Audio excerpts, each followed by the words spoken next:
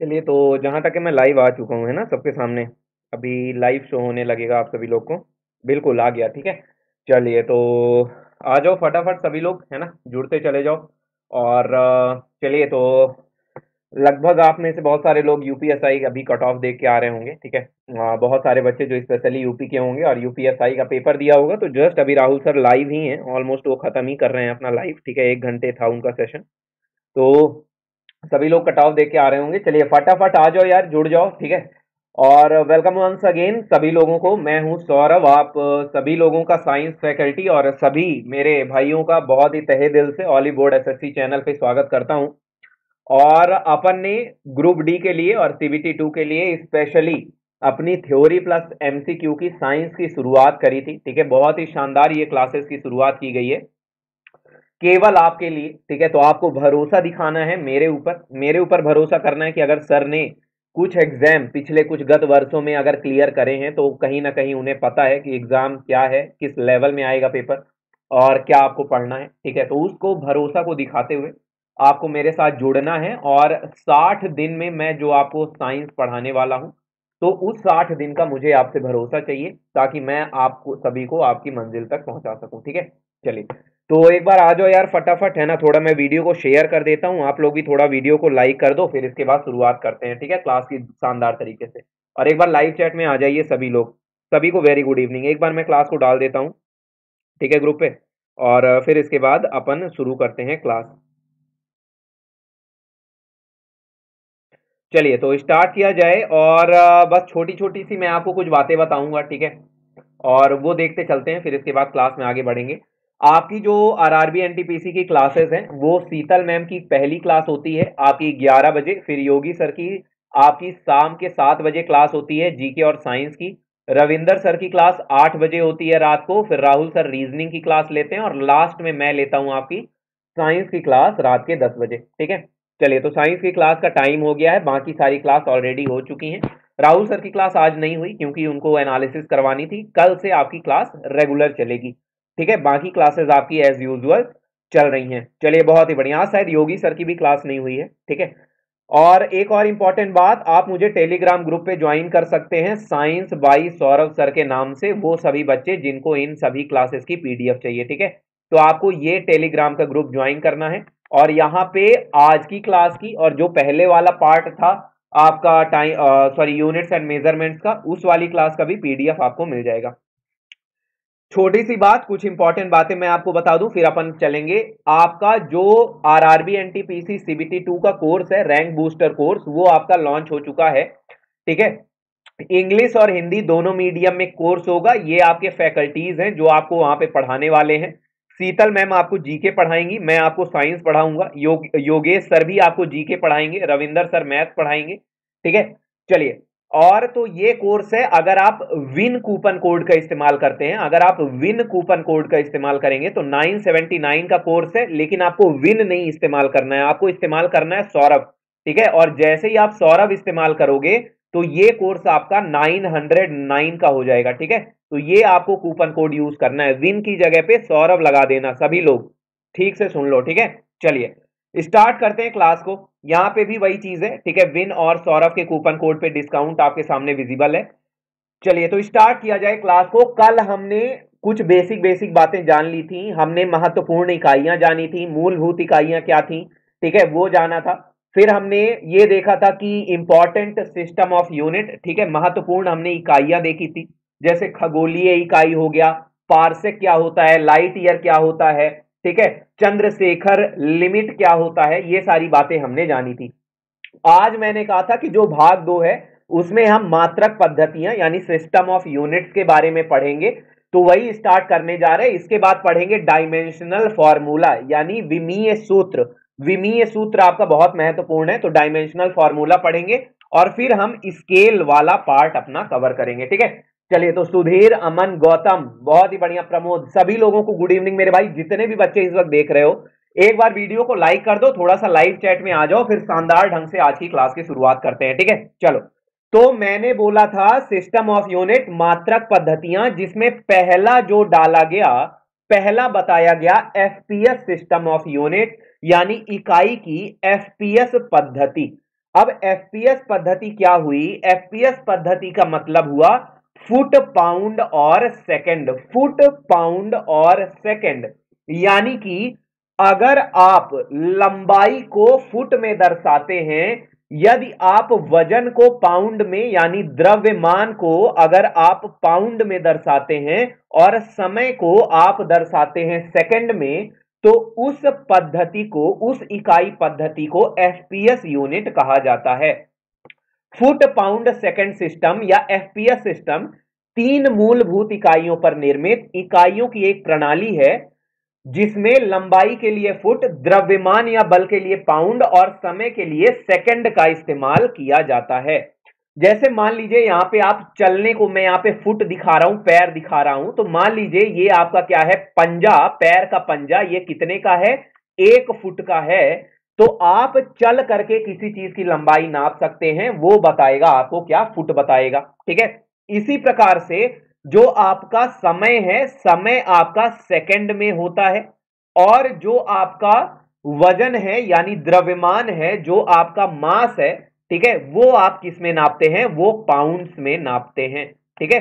तो हमेशा याद रखिएगा, ये कहलाता है एफपीएस यूनिट। स्पेशली जो पाउंड वजन नापते हैं, ये कहां? यूके और यूएसए में नापते हैं, स्पेशली यूएसए और कनाडा, है ना। यूएसए और कनाडा जैसे देशों में जो वजन का मापन चलता है, वो आपका किस में चलता है? द्रव्यमान का मापन पाउंड्स में चला करता है।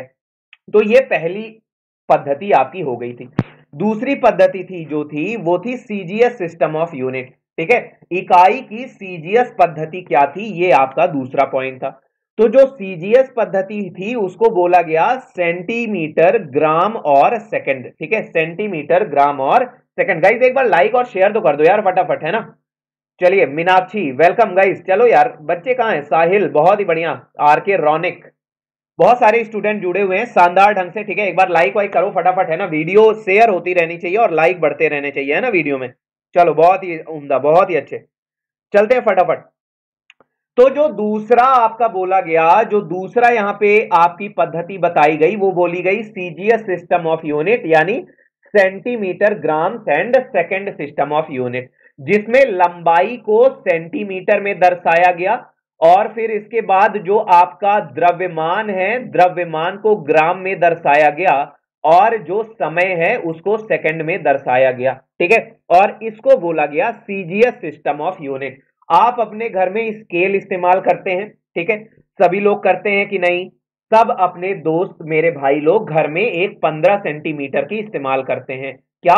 स्केल। तो जब भी आप कोई चीज मापते हैं तो मेरे भाई उस वक्त आप सीजीएस पद्धति में उस चीज को नाप रहे होते हैं। मान लीजिए आपने एक रेखा खींची, जिस रेखा की लंबाई कितनी है? जिस रेखा की लंबाई 8 सेंटीमीटर की है, यानी उस वक्त उस रेखा की नापी गई लंबाई किस पद्धति में नापी गई है? सीजीएस पद्धति में नापी गई है। आप दुकान में सामान लेने गए कि 500 ग्राम मुझे दे दो क्या चीनी, और 500 ग्राम चीनी अगर दुकान वाले ने तौला तो उसने किस पद्धति में मापन किया? सीजीएस सिस्टम ऑफ यूनिट में आपको वजन नाप के दिया। लेकिन आपका जो समय है वो सब में सेम रहता है। देखिए, जैसे सुनार के दुकान में आपने इस तरह की मशीन देखा होगा, ठीक है, सुनार की दुकान में मशीन देखा होगा। जब वो 1 ग्राम सोना तौलता है, 1 ग्राम सोना तौलता है, तो मीटर में बताता है कि सोना कितना है? 1 ग्राम। यानी वो जो आपका मापन कर रहा है वो उस वक्त सीजीएस इकाई में मापन कर रहा है। ठीक है, चलिए, सीजीएल नोटिफिकेशन का अभी कुछ भी आपका श्योर नहीं है, मुराली, है ना, मुराली यादव, कुछ भी श्योर नहीं है अभी, कुछ भी नोटिस नहीं है, बिल्कुल भी किसी भी अफवाह में मत आओ। सीजीएल 2021 का कोई नोटिस आने का अभी चांस नहीं बनता हुआ दिख रहा है। ठीक है, जब आएगा तब आपके पास नोटिस पहुंच जाएगी। फिर जो तीसरा सिस्टम ऑफ यूनिट बताया गया मेरे भाई, आपने देख लिया एफपीएस, सीजीएस, और जो तीसरा सिस्टम ऑफ यूनिट बोला गया मेरे दोस्तों, वो बोला गया एमकेएस पद्धति, एमकेएस सिस्टम ऑफ यूनिट। अच्छा, एमकेएस सिस्टम ऑफ यूनिट को क्या बोला गया? एमकेएस सिस्टम ऑफ यूनिट का मतलब हो गया मीटर, किलोग्राम और सेकंड।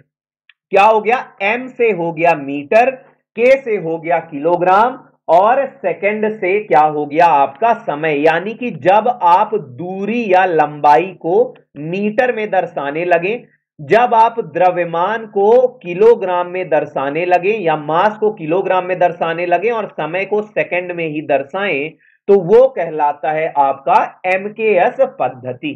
जैसे आपने देखा होगा, जो बॉडी बिल्डर होते हैं, जो लोग बॉडी बनाते हैं, ठीक है, तो बॉडी बिल्डर लोग जब वजन उठाते हैं तो किसमें उठाते हैं? किलोग्राम में। कितना? मान लीजिए ये उठा रहा है 140 किलोग्राम का वजन।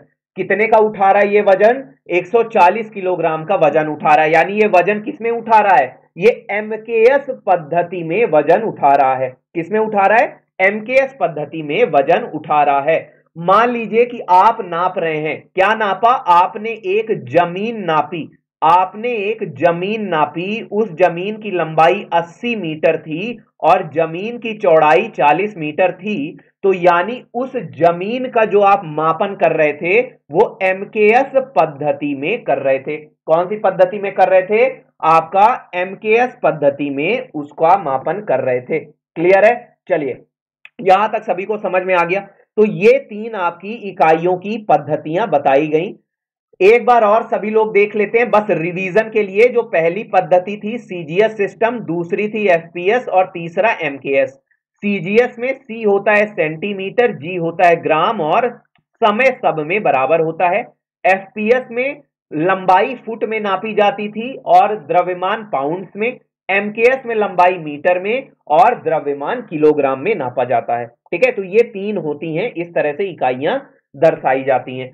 अब जो सबसे महत्वपूर्ण आज की क्लास का इंपॉर्टेंट टॉपिक है वो है डायमेंशनल फॉर्मूला, यानी कि विमीय सूत्र। ठीक है, विमीय सूत्र आपका सबसे मेन इंपॉर्टेंट आज का क्लास होने वाला है। क्लियर है यहां तक? चलो, बहुत ही बढ़िया यार। पसंद आए तो लाइक वाइक करते रहना, है ना। आप लोग भागते बहुत हो। देखो, सबसे इंपॉर्टेंट चीज है, मेरे से पढ़ो यार या दुनिया के किसी भी टीचर से पढ़ो मेरे भाई, भरोसा दिखाना बहुत जरूरी है। ठीक है, जब तक आप टीचर पे भरोसा नहीं दिखाएंगे मजा नहीं आएगा आपको, है ना।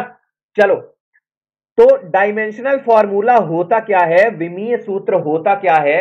मेरे बहुत सारे भाई लोग परेशान रहते हैं कि सर फिजिक्स में डायमेंशनल फॉर्मूला नहीं आता।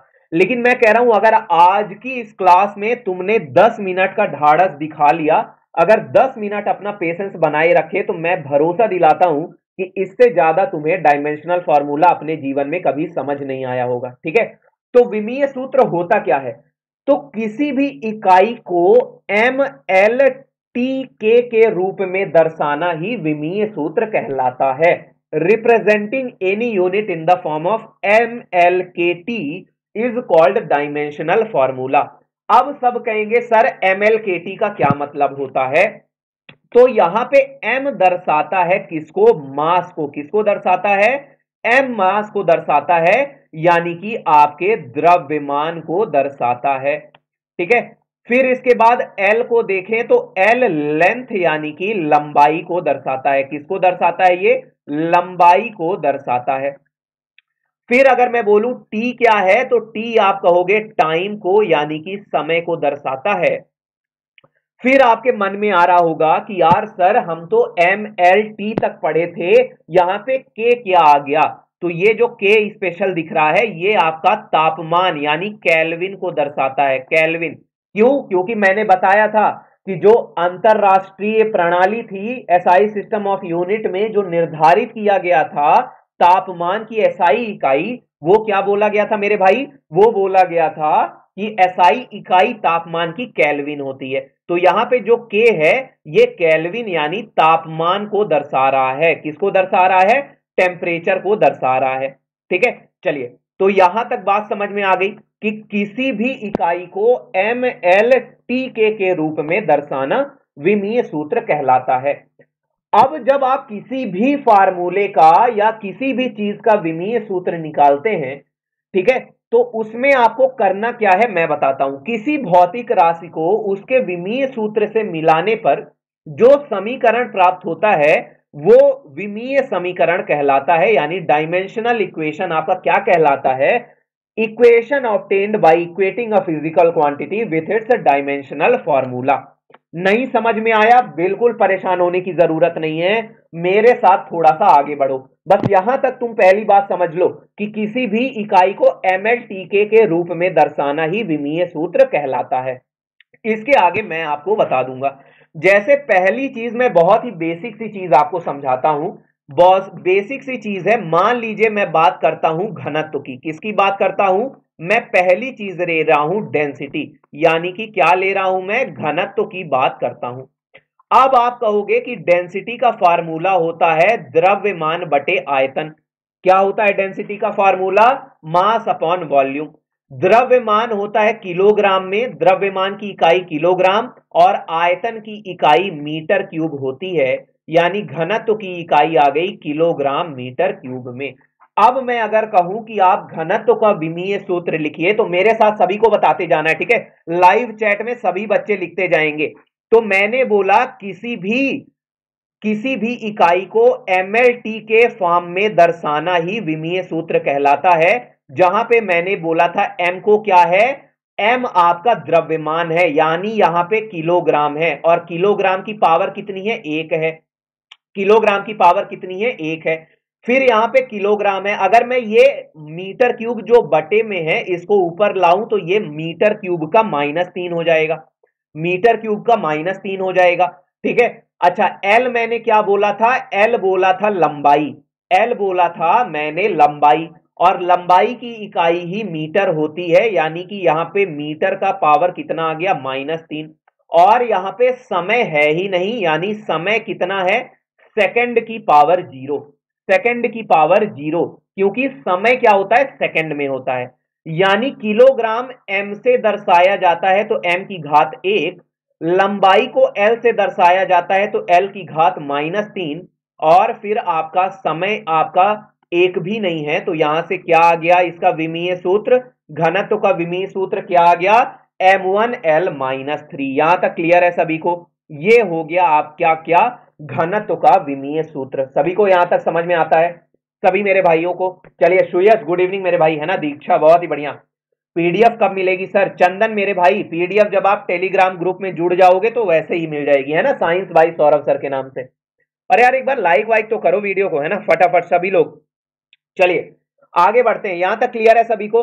अब मैं आपसे एक सवाल पूछता हूं। मान लीजिए मैं इसको मिटा दिया, मैंने इसको मिटा दिया, और मैं अब घनत्व की जगह आपसे क्या पूछता हूं? मैं अब यहां पे घनत्व का आपने पूछ लिया, मैं आपसे पूछता हूं कि आप मुझे बल का विमीय सूत्र बताइए। दूसरा मैं आपसे पूछ रहा हूं फोर्स का मुझे डायमेंशनल फॉर्मूला बताइए निकाल करके। सभी लोग मेरे साथ निकालेंगे भी, और जो लोग निकाल लेंगे वो फटाफट बताएंगे भी, ठीक है? चलिए, बहुत ही बढ़िया।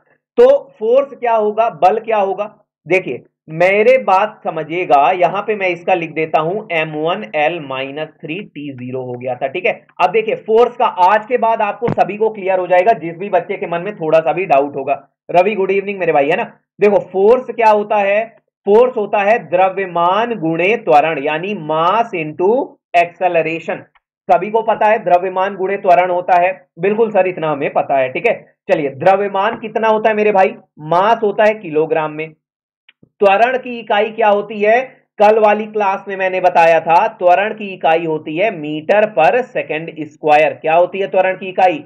मीटर पर सेकंड स्क्वायर। अच्छा, अगर मैं इस चीज को मेरे भाई ऐसे लिख दूं तो क्या कोई गलती है? किलोग्राम की पावर 1, मीटर की पावर 1, और ये जो बटे में सेकंड है, सेकंड स्क्वायर है, यानी एस की घात 2 है। अगर ये बटे में है तो ऊपर ले जाओगे तो क्या हो जाएगा? -2 हो जाएगा। इतनी गणित तो तुमको आती है, इतनी मैथ तो बच्चा बच्चा जानता है। अब मैंने बोला विमीय सूत्र लिखते टाइम, डायमेंशनल फॉर्मूला लिखते टाइम केवल ये ध्यान दे लो कि जो मास है वो क्या है? आपका द्रव्यमान है, और किलोग्राम क्या है? द्रव्यमान की इकाई होती है, तो किलोग्राम की घात 1, लंबाई की घात 1, और समय की घात -2। ये किसका विमीय सूत्र हो गया? बल का विमीय सूत्र यहां पे हो गया, ठीक है? mlt-2, ये आपका विमीय सूत्र आ गया। अब मैं आपसे पूछता हूं, मैं आपसे सवाल करता हूं, मोमेंटम यानी संवेग का विमीय सूत्र बताओ। जितने भी लोग देख रहे हैं मुझे बताइए, संवेग का विमीय सूत्र कितना होगा? मोमेंटम का विमीय सूत्र कितना होगा? बता दो फटाफट, ठीक है? तो मोमेंटम क्या होता है? मोमेंटम होता है P बराबर द्रव्यमान गुणे वेग। ये क्या होता है? मोमेंटम का फॉर्मूला। पहले देखिए, किसी भी चीज का, कोई भी आपका अगर वहां पे भौतिक मात्रा है, कोई भी फिजिकल क्वांटिटी है, उस फिजिकल क्वांटिटी का डायमेंशनल फॉर्मूला निकालने के लिए आपको सबसे पहले उसका फॉर्मूला आना जरूरी है। अच्छा, जब आपको फॉर्मूला आएगा तो सारी चीजें वहां से बेहद आसान हो जाएंगी, बस समझते जाइएगा, ठीक है। चलिए, जैसे मैंने बोला संवेग का निकालना है, ठीक है। तो संवेग क्या है, P बराबर mv, ठीक है। अच्छा, यहां पे मैंने बोला ये क्या है, आपका मास है यानी द्रव्यमान, और ये क्या है, आपका वेग यानी वेलोसिटी लिखी हुई है।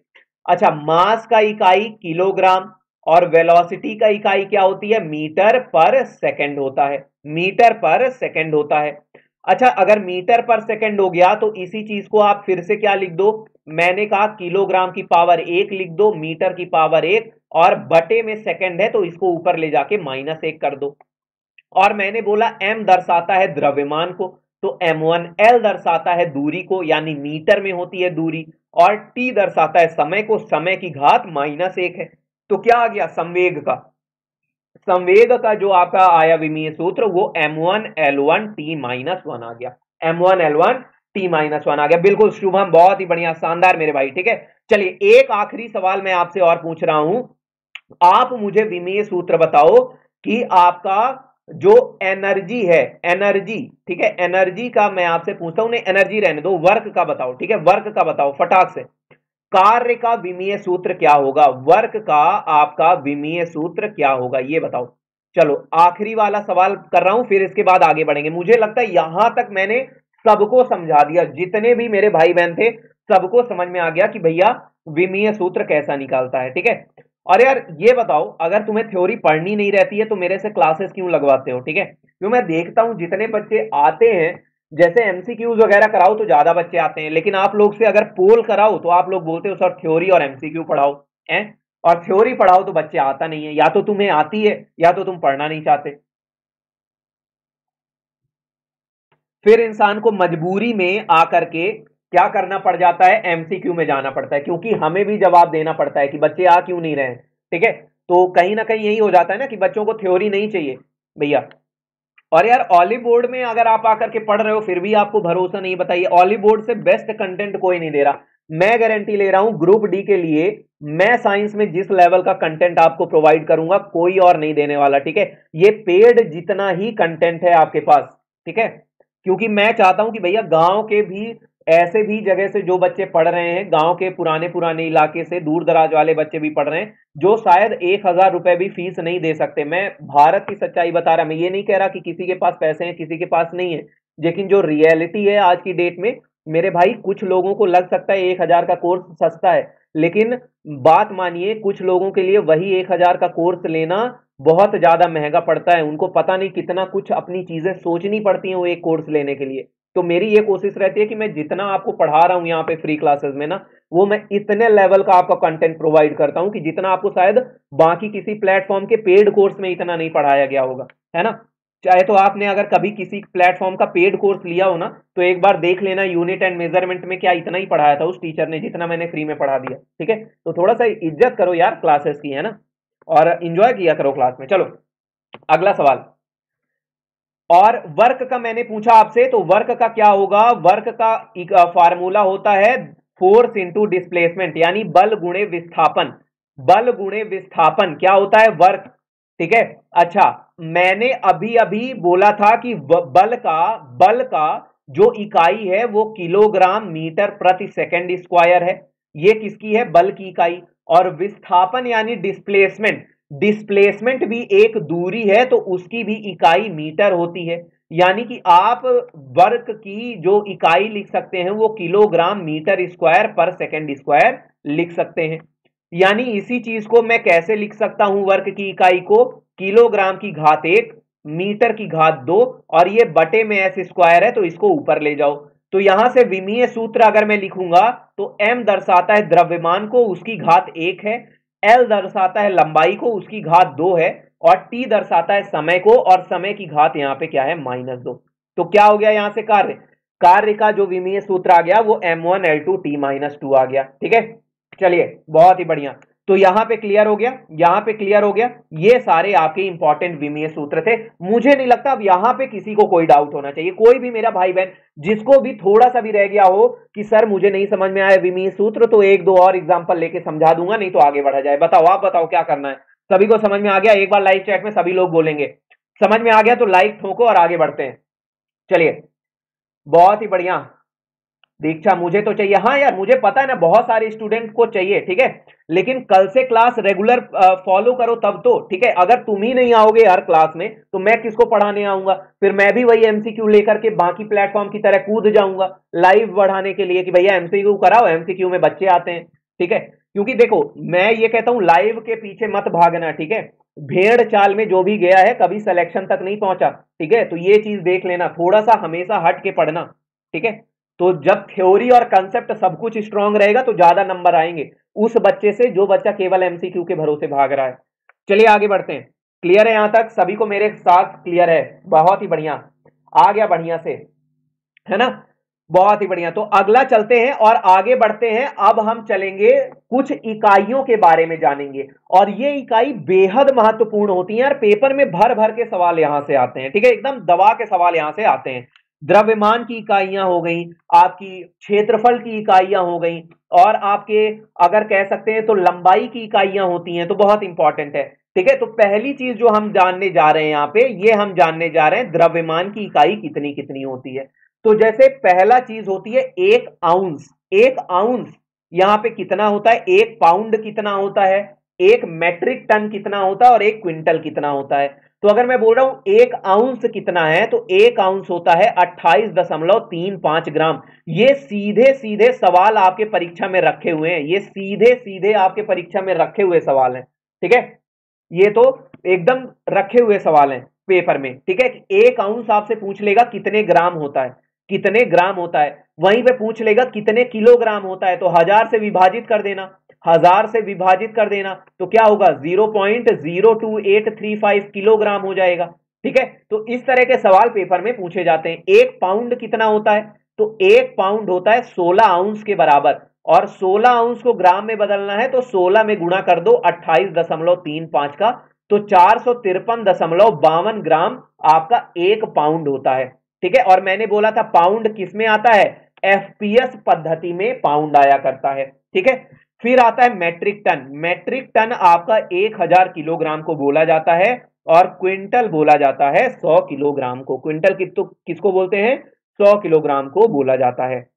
फिर अगला जो इकाई है आपकी, वो है लंबाई की इकाइयां। लंबाई की इकाइयों से बेहद सवाल आते हैं, और जैसे ही क्लास खत्म होने के बाद हम लोग एमसीक्यू यूज करेंगे ना, तो उसमें लंबाई की इकाइयां ज्यादा आपके लिए इंपॉर्टेंस रहेंगी, ठीक है। चलिए, तो देखिए एक यार्ड कितना होता है? एक यार्ड, 1 यार्ड जो होता है वो आपका 36 इंच के बराबर होता है। कितना होता है? 36 इंच के बराबर होता है। और आपका सभी को पता है कि एक फुट में 12 इंच होते हैं, यानी एक यार्ड 3 फीट के बराबर होता है ना। ये एक यार्ड 36 इंच के बराबर होता है, और हमें पता है कि एक फुट में 12 इंच होते हैं, यानी 36 इंच यानी किसके बराबर हो जाएगा? 3 फीट के बराबर हो जाएगा एक यार्ड की लंबाई। ये याद रखिएगा, एक फुट यानी 12 इंच। आपने देखा होगा सबके पास घर में एक लंबी वाली स्केल होगी, है ना। सभी के पास घर में एक लंबी वाली स्केल होगी, जहां से शुरू हुआ होगा 1 सेंटीमीटर से लेकर के 30 सेंटीमीटर तक। 30 सेंटीमीटर वाली लंबी स्केल रखे हो ना, है ना, वो आपकी 1 फुट की स्केल होती है। कितने की होती है? 1 फुट की वो स्केल होती है। तो लगभग लगभग 1 फुट 30 सेंटीमीटर के बराबर भी होता है। किसके बराबर होता है? लगभग लगभग आपका 30 सेंटीमीटर के बराबर भी हुआ करता है। 1 इंच जो होता है वो 2.54 सेंटीमीटर के बराबर होता है। ये बहुत इंपॉर्टेंट है। फिर इसके बाद एक मील, अब देखिए यहां पे आती है बात, एक मील कितने यार्ड होता है? 1760 यार्ड। अब आपसे यहां पे पूछ लेगा कि एक मील कितने फुट में होता है, तो 1760 गुणे 3 कितना आ जाएगा? 3 जीरो जा जीरो, 6 तिरिक 18, 7 तिरिक 21, 2 22, 3 एक अन्नम 3 2 5, यानी 5280 फीट क्या होता है? एक मील होता है। तो तो ये इस प्रकार के कन्वर्जन वाले सवाल ढेर आते हैं पेपर में, है ना। ढेर इस प्रकार के सवाल आते हैं कि बताओ 5 मील की दूरी यार्ड में कितनी होगी। तो जब तक तुम्हें पता ही नहीं होगा कि 1 मील में कितने यार्ड होते हैं या 1 यार्ड में कितने इंच होते हैं, कितने फीट होते हैं, तो कभी वो सवाल करोगे नहीं और हमेशा भटकते रहना। क्योंकि एमसीक्यू में तुम्हें 2 ही सवाल मिलेंगे इससे संबंधित, लेकिन थ्योरी क्लास में पूरा शुरू से लेकर के 50 एमसीक्यू बन जाते हैं। ठीक है, 10 मिनट में 50 एमसीक्यू आप सीख लेते हो। 1 किलोमीटर में 0.62 मील हुआ करता है। ये भी बहुत इंपॉर्टेंट है, क्योंकि कई बार सवाल, मैं आगे एमसीक्यू अभी आपसे पूछूंगा जिसमें मैं मील को परिवर्तित करवाऊंगा किलोमीटर में और किलोमीटर को मील में परिवर्तित करवाऊंगा। ठीक है, चलो, तो यहां तक समझ में आ गई लंबाई की इकाई। अब आप अगर इतनी बातें याद रखते हैं ना, तो आप इकाइयों में आप आसानी से खेल सकते हैं। ठीक है, इस इकाई से दूसरी इकाई में आप आराम से जा सकते हैं। जैसे आपसे सवाल पूछा गया कि 50 किलोमीटर मील में कितना होता है, सवाल आया छोटा सा, 50 किलोमीटर मील में कितना होता है, तो आप कहोगे 50 किलोमीटर 0.62 मील, 50 किलोमीटर 62 मील, 62 पंचे कितना होगा, 5 दूना 10, 6 पंचे 30, 31। ठीक है, यहाँ पे पॉइंट 2 था तो आप यहाँ पे लगा दो लगभग कितना, 31 मील के बराबर होता है। तो 50 किलोमीटर सीधे सीधे सवाल में ऑप्शन का आंसर क्या हो जाएगा, 31 मील आपका हो जाएगा। चलिए, यहां तक क्लियर है, बहुत ही बढ़िया। एक बार यार दबा के ठोक के लाइक करेंगे मेरे भाई। अगला जो अपन चल रहे हैं वो चल रहा है क्षेत्रफल की इकाइयों की तरफ। और क्षेत्रफल की इकाइयां तो बेहद महत्वपूर्ण है भैया, बहुत ही शानदार इंपॉर्टेंट चीज है ये। जैसे कि देखिएगा, 1 एकड़, पहली चीज तो यही कि 1 एकड़ किसके बराबर होता है। तो अगर स्क्वायर यार्ड में यानी वर्ग गज में नापते हो, ठीक है, मैंने अभी अभी पीछे बोला था यार्ड कितना होता है, यार्ड 36 इंच के बराबर था यार्ड, यानी कि 3 फुट के बराबर था। किसके बराबर था, 3 फीट के बराबर था 1 यार्ड। तो अगर मैं यार्ड में बोलूं, वर्ग गज स्क्वायर यार्ड में 1 एकड़ का एरिया पूछूं, तो वो हो जाता है 4840। कितना हो जाता है, 4840 हो जाता है। अगर मैं वर्ग फुट में पूछूं, अगर मैं वर्ग फुट, अब देखो फुट का हमने पढ़ा था, 1 फुट में 12 इंच होता है, 1 फुट में 12 इंच होता है। तो अगर मैं यहां पे पूछूं कि 1 एकड़ आपका स्क्वायर फीट में कितना होता है, तो 43,560 स्क्वायर फुट होता है। उसी प्रकार 1 हेक्टेयर आपका कितना होता है, 2.5 एकड़ होता है। फिर 1 किलोमीटर स्क्वायर, 1 स्क्वायर किलोमीटर, माफ करिएगा, हिंदी में सही लिखा है 1 वर्ग किलोमीटर, इंग्लिश में थोड़ा सा आगे पीछे हो गया है। 1 स्क्वायर किलोमीटर 100 हेक्टेयर के बराबर होता है। ये वाला यूनिट बेहद महत्वपूर्ण है, इसको याद रखिएगा। ठीक है, 100 हेक्टेयर के बराबर हुआ करता है। ठीक है, 100 हेक्टेयर के बराबर हुआ करता है। और 1 वर्ग मील 2.6 वर्ग किलोमीटर के बराबर होता है, यानी 256 हेक्टेयर। तो ये वाला भी इकाई बेहद बेहद महत्वपूर्ण है, बेहद बेहद महत्वपूर्ण है। ठीक है, इस लेवल का कंटेंट यहां पे दिया जा रहा है आपको। मैं बोल रहा हूं ना, कंटेंट में कमी नहीं है, कमी है आपके भरोसे में जो आप मेरे ऊपर नहीं करते हो।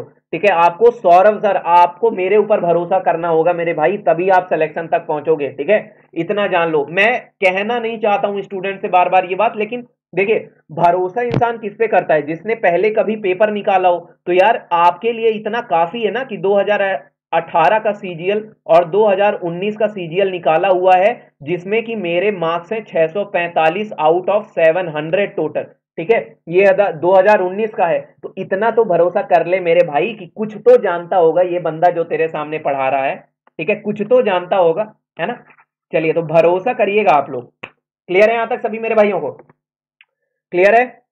1 स्क्वायर मील, 1 वर्ग मील कितना होता है, 2.6 वर्ग किलोमीटर के बराबर। ये बेहद महत्वपूर्ण है, ये क्षेत्रफल वाली इकाइयां हद से ज्यादा महत्वपूर्ण है। मैं यहाँ पे थोड़ा सा ये लाइन वाइन मिटा भी दे रहा हूं, ताकि जब आपको पीडीएफ मिले ना, तो आपको साफ साफ दिखे चीजें, है ना। थोड़ा सा मैं यहाँ पे मिटाई दे रहा हूं, क्योंकि साफ साफ आपको दिखेगा। इंपॉर्टेंट बस लिखा रहने दे रहा हूं, है ना, ताकि साफ साफ पीडीएफ में दिखेगा ना, तो मजा आएगा तुम्हें पढ़ने में। चलो, क्लियर है, बहुत ही बढ़िया। आगे बढ़ेंगे, आगे बढ़ेंगे। अब हम चलते हैं ये वाली चीज। यार ये वाली चीज बच्चों को ना बहुत परेशान करती है यार पेपर में, है ना। सर फिर जॉब नहीं करते हो आप, ललित मेरे भाई 2019 वाले का अभी आना है ना। आपका 15 फरवरी को मेरिट बननी थी, लेकिन यार उस पर सुप्रीम कोर्ट का कोर्ट केस फंसा दिए है ना, तो अब लटका दिए उसको अगले 7-8 महीने के लिए। ठीक है, अब जानते तो हो ही गवर्नमेंट का काम क्या है ना। 2019 का ग्रुप डी का भरा पेपर आप 2022 में देने जा रहे हो, है ना। तो जानते ही हो सरकार की हालत क्या है। बाकी यार जॉब की टेंशन नहीं है, ठीक है, ऑली बोर्ड भी अपना शानदार है, ठीक है।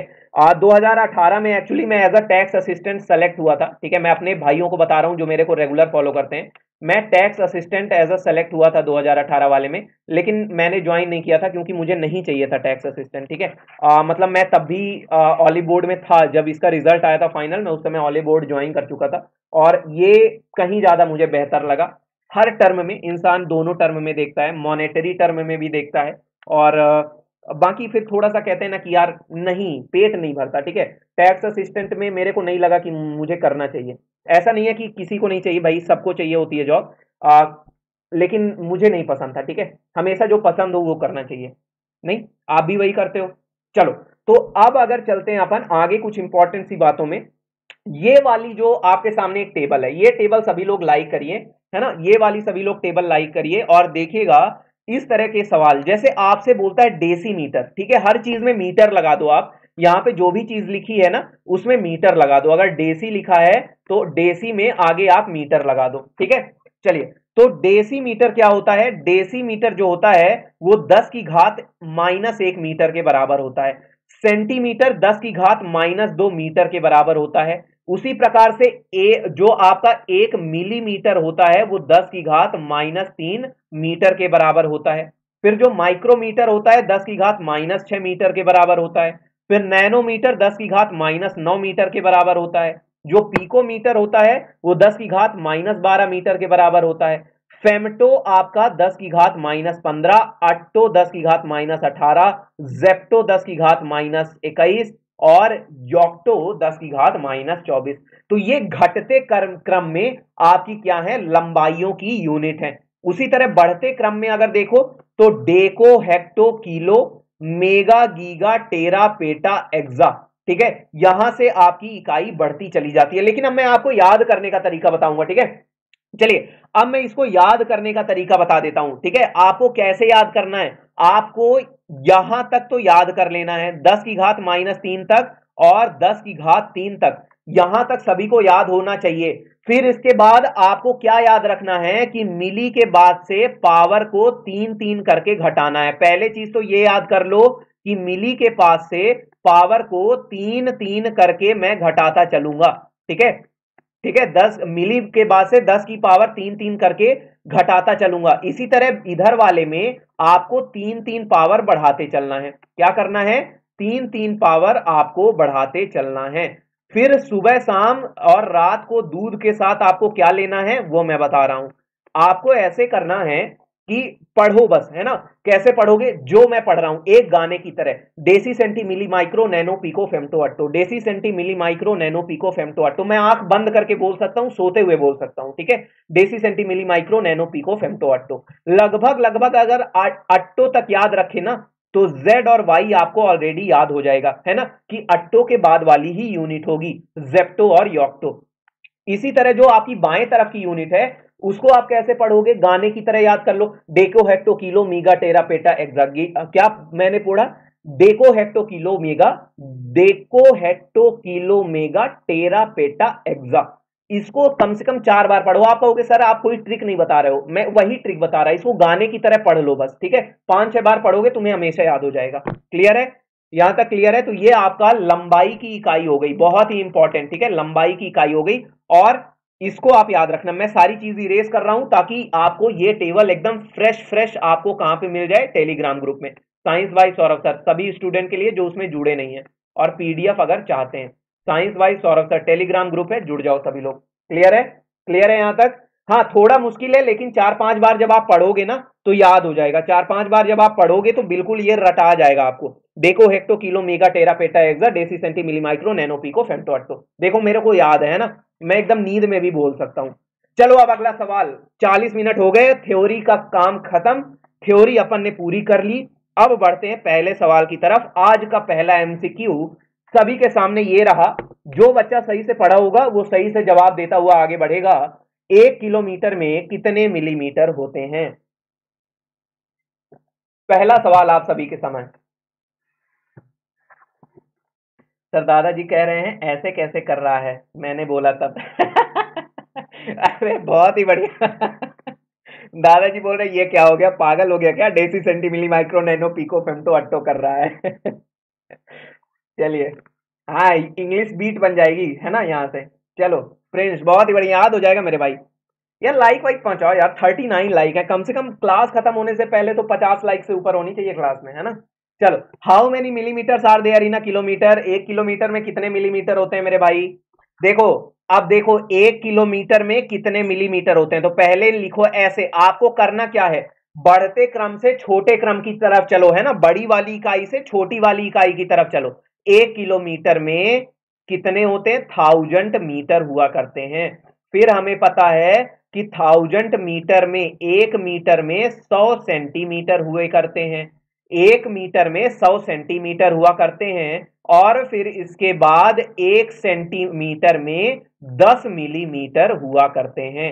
यानी यहां पे कितना हो गया, 1 0 2 0 3 0 4 0 5 0 और 6 0।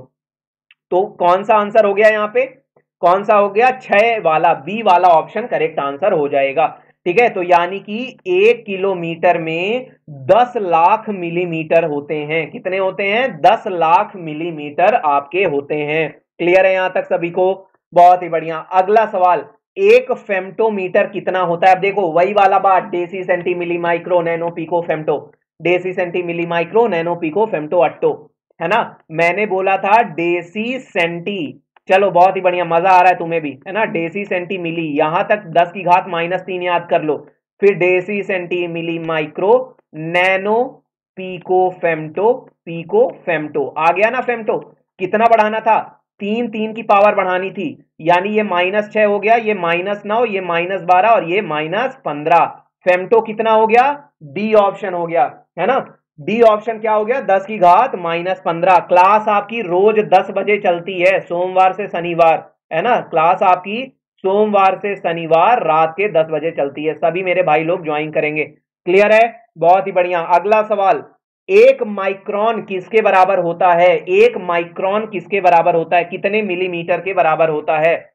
अब फिर से वही बात, deci centi milli micro, micro मतलब माइक्रोन, माइक्रो मतलब 10 की घात -6 मीटर, 10 की घात -6 मीटर क्या हो गया आपका, 1 माइक्रोन हो गया, 1 माइक्रोन। इसको दर्शाते किससे हैं, इस प्रकार से, है ना, ये माइक्रो का सिग्नेचर होता है, इस प्रकार से माइक्रो को दर्शाया जाता है।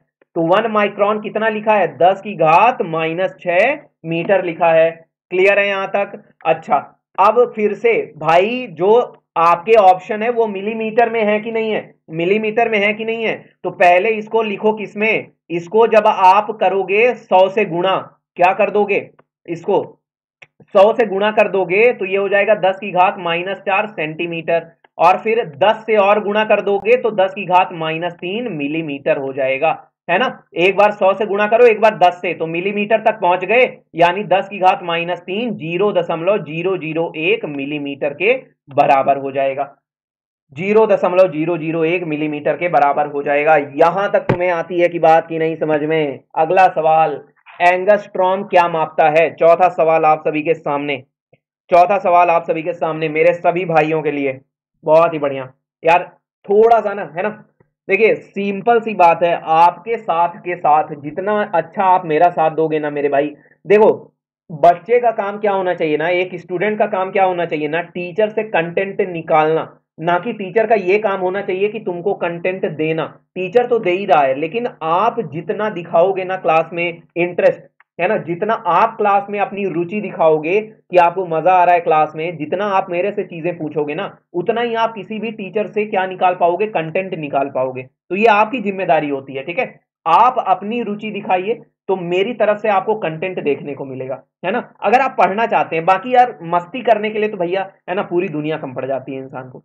चलिए अगला सवाल, बी ऑप्शन वेवलेंथ, बहुत ही बढ़िया, किसका है, सबका सही है ना, प्रिंस देवेश।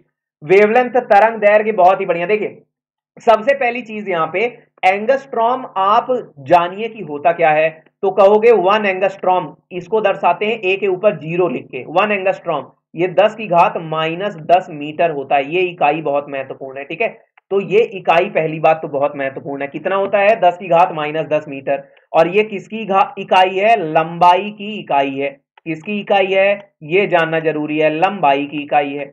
अच्छा, अगर ये लंबाई की इकाई है मेरे भाई, लंबाई की अगर इकाई है तो आवृत्ति की इकाई क्या मीटर में होती है? नहीं। विकिरण क्या मीटर में होता है? नहीं। क्या समय सीमा? नहीं होती मीटर में, ये तो सेकंड में होना चाहिए ना, टाइम पीरियड, समय अंतराल।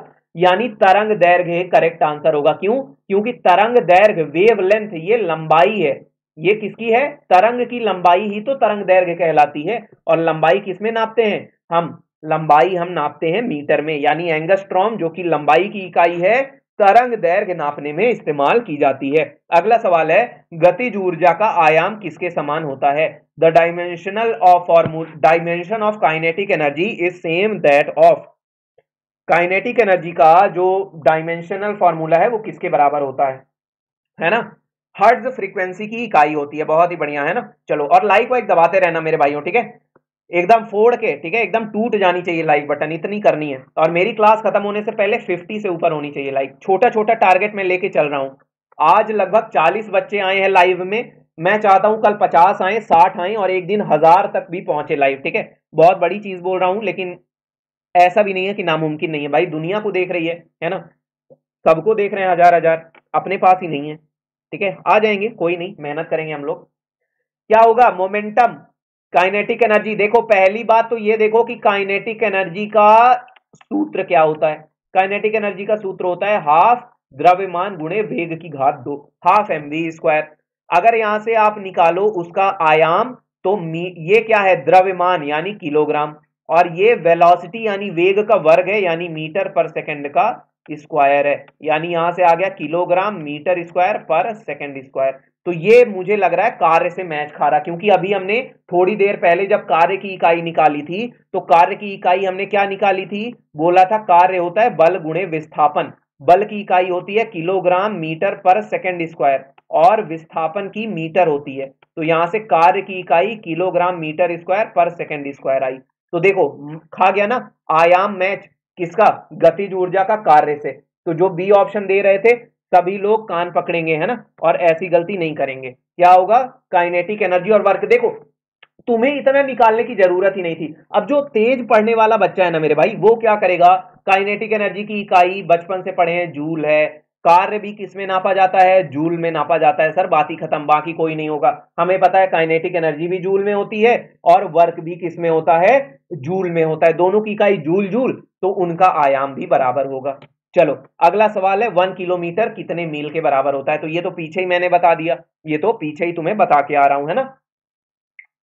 1 किलोमीटर कितने मील के बराबर होता है, ये तो मैंने तुम्हें अभी पीछे ही बता दिया। चलो, बता दो फटाक से। तो 1 किलोमीटर अभी अभी बता के आया था, 0.62 मील के बराबर होता है। कितने बराबर होता है? 0.62 मील के बराबर होता है।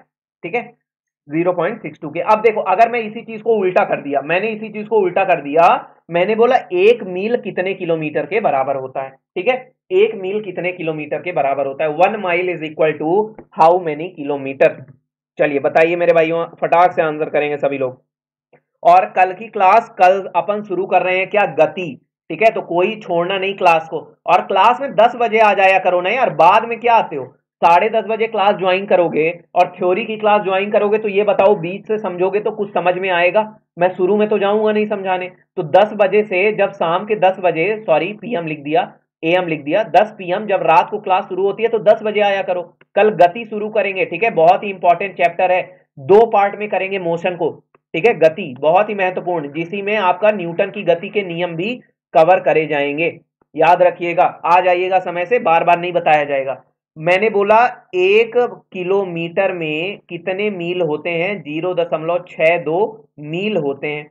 इतने मील होते हैं। तो अगर मैं कहूं कि 1 मील में कितने किलोमीटर होंगे, तो 1/0.62 किलोमीटर होगा। कुछ नहीं, बस एक न्यूमेरिकल है गणित का।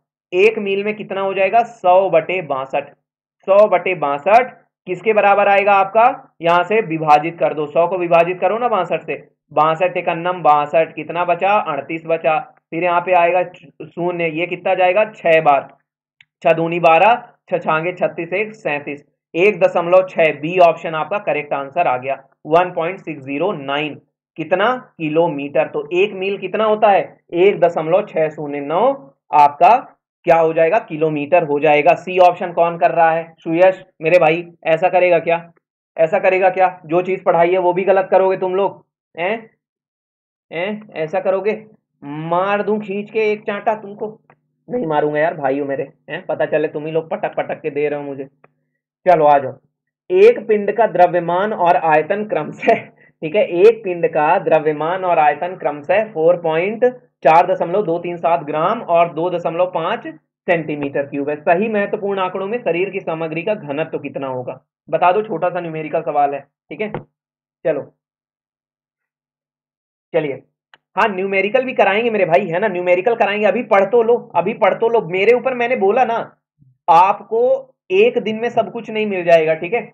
60 दिन मैंने बोला है ना, 60 दिन तुम मेरा साथ दो, फिर तुम देखना, तुम्हें जिस लेवल पे मैं ले जाके खड़ा कर दूंगा ना साइंस में, तुम कहोगे, लेकिन मुझे चाहिए तुम्हारा भरोसा, ठीक है। तुम्हारे भरोसे के दम पे है, नहीं दिखाओगे भरोसा तो क्या, मैं भी वही भाई, भेड़ चाल पूरी दुनिया क्या कर रही है। 25 सवाल, आइए करते हैं 25 सवाल साइंस के, यही सवाल आएंगे आपके पेपर में, आप लोग थंबनेल में लिखा हुआ देखते हो, कूद पढ़ते हो, हैं, यही 25 सवाल आएंगे परीक्षा में, बस लड़का आप तो 25 में 25 आ गया, है ना। 25 सवाल, है ना, ग्रुप डी की तैयारी अब मेरी जिम्मेदारी है, ऐसे लिख देते हैं, है ना, बच्चा कूद जाता, लगता है भैया अब आ गए 25 नंबर यहीं से आने हैं, ठीक है। ऐसा नहीं होता है, ऐसा नहीं होता, आपको पढ़ना पड़ेगा, आपको कंसेप्ट पढ़ने पड़ेंगे, आपको थ्योरी पढ़नी पड़ेगी, ठीक है। चलिए आगे बढ़ेंगे। सर आपकी मार बुरी नहीं लगती हमें, अरे नहीं मेरे भाई प्रमोद, आप तो जान है मेरी, भाई हैं आप। चलिए, तो देखिए सिंपल सी बात है भैया, मैंने घनत्व तो पूछा, डेंसिटी आप बोलोगे मास अपॉन वॉल्यूम, ठीक है। और मास, अब देखिए यहाँ पे पहली चीज, हमेशा इकाई का ध्यान दीजिएगा, जब भी न्यूमेरिकल करें तो इकाई। देखिए अब ये सीजीएस पद्धति है, क्यों सीजीएस पद्धति है, क्योंकि सर यहाँ पे जो आयतन दिया है वो सेंटीमीटर के टर्म में दिया है, और जो हमें यहाँ पे वजन द्रव्यमान दिया है पिंड का, वो ग्राम में दिया हुआ है, यानी जो घनत्व आएगा वो सीजीएस पद्धति में ही आना चाहिए। तो मास आपका 4.237 और आयतन कितना हो गया, 2.5 हो गया, ठीक है। आप जब इसको विभाजित करके देख लेना, ये करीब करीब 1.7 के करीब आएगा, ठीक है। आप इसको विभाजित करके देख लेना, 4 2 3 7 को, यहाँ पे ये दशमलव को है ना, दशमलव से मत डरा करो, दशमलव हटा दो, सीधे 25 से विभाजित करो, तो कितने बार जाएगा, 25 से कन्नम 25 बार जाएगा। यहाँ पे कितना बचेगा, 17, ये 3 बचा। फिर इसके बाद जब 25 का पढ़ारा पढ़ोगे तो 25 सत्ते 175 होता है, यानी 25 छक्का बार जाएगा, कितने बार जाएगा, 25 छक्का 150, कितना बचा यहाँ पे, 23 बचा, 7 बच गया। फिर आपका 25 अट्ठे होता है, 25 अट्ठे क्या होता है, 200 होता है, तो फिर कितना बचा, 37 बचा। तो लगभग ये आपका 168 आ गया, यानी जब ये दशमलव लगाओगे तो ये 1.68 आएगा, और आपको पता है 1.68 लगभग लगभग किसके बराबर होता है, 1.7 के बराबर होता है, ठीक है। तो आपका करेक्ट आंसर सी ऑप्शन हो जाएगा, ठीक है। चलिए बहुत ही बढ़िया, आगे बढ़ते हैं। 9वां सवाल, पार्सेक इकाई माप, पार्सेक, ये तो यार मैंने करा दिया था ना, ये तो पिछला सवाल कैसे रिपीट हो गया, ये कल वाले क्लास का, खगोलीय इकाई। चलिए आगे बढ़ते हैं, 10वां सवाल, ये क्यों हो रहा है, अच्छा नहीं नहीं, ठीक है ठीक है, चलिए आगे बढ़ते हैं। रेडियन पर सेकंड, ये नहीं कराया, रेडियन पर second is the unit of, radian पर सेकंड किसकी इकाई होती है। चलिए बहुत ही बढ़िया, है ना।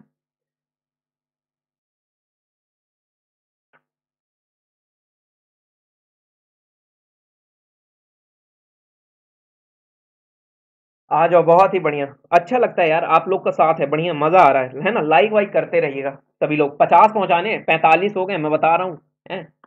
माता रानी पाप लगाएंगी तुम्हारे ऊपर अगर क्लास खत्म होने से पहले नहीं पहुंचा तो।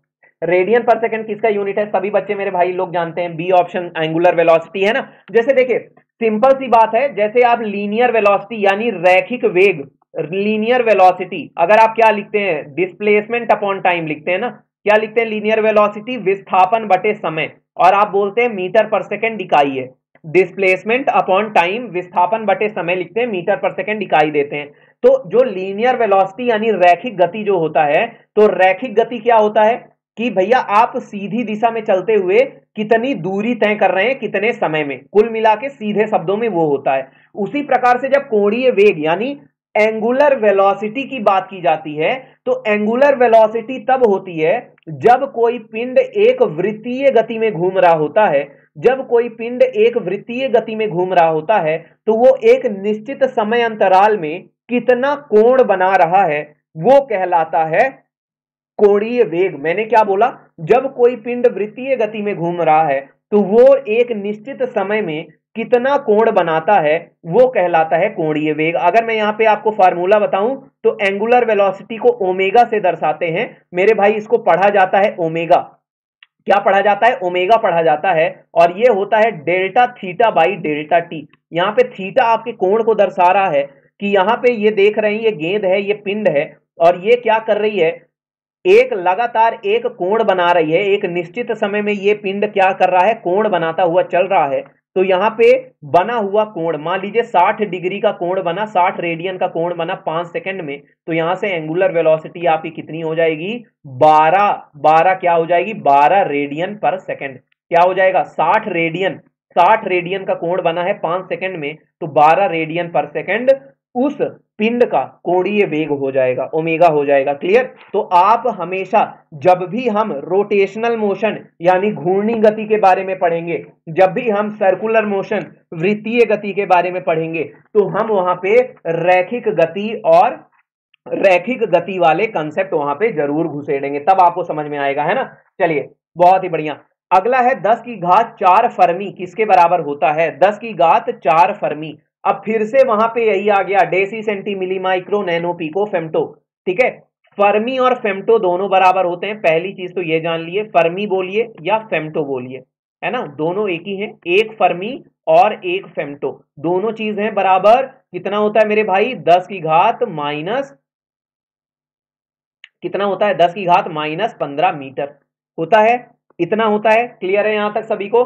चलिए, अब यहां पे देखिएगा, 10 की घात 4 फर्मी दिया है, 10 की घात 4 फर्मी दिया है, तो एक फर्मी में 10 की घात माइनस 15, तो यहां पे 10 की घात 4 से यहां पे गुणा कर दो, तो कितना आएगा, 10 की पावर माइनस 11 मीटर। अब आपको पता है, मैं अगर 10 की पावर माइनस 1 अलग कर दूं तो यहां पे बचेगा 10 टू पावर माइनस 10। क्लियर है? यानी कि 10 to power minus 10 upon 10 metre. और 10 टू पावर माइनस 10 बच्चा बच्चा जानता है 1 एंगस्ट्रॉम के बराबर होता है, और अगर उसे 10 से विभाजित कर देंगे तो 0.1 एंगस्ट्रॉम आ जाता है। किसके बराबर आ जाता है, डी ऑप्शन के बराबर आ जाता है, 0.1 एंगस्ट्रॉम आ जाता है। क्लियर है यहां तक मेरे सभी भाइयों को? बहुत ही बढ़िया, बहुत ही बढ़िया। अगला सवाल, dimensional formula of universal gravitational constant, सार्वभौमिक गुरुत्वाकर्षण स्थिरांक, सार्वभौमिक गुरुत्वाकर्षण स्थिरांक का आयामी सूत्र या विमीय सूत्र क्या होता है, ये सभी को बताना है। ठीक है, तो देखिएगा, सिंपल सी बात है। आपको पहले बात ये होनी चाहिए पता कि डायमेंशनल फॉर्मूला आता कहां से है, तो वो आता है गुरुत्वाकर्षण बल के नियम से।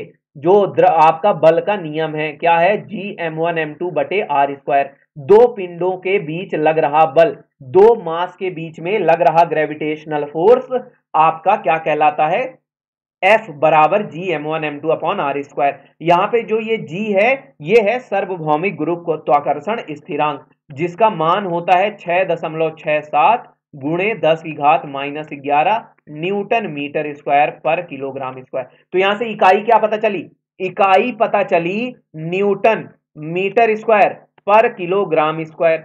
अब न्यूटन किसकी इकाई है, फोर्स की, फोर्स की हमने निकाला था किलोग्राम मीटर पर सेकेंड स्क्वायर। इसी में गुणा है मीटर स्क्वायर का और किलोग्राम स्क्वायर का, इसी में स्क्वायर, मीटर स्क्वायर और किलोग्राम स्क्वायर का गुणा है।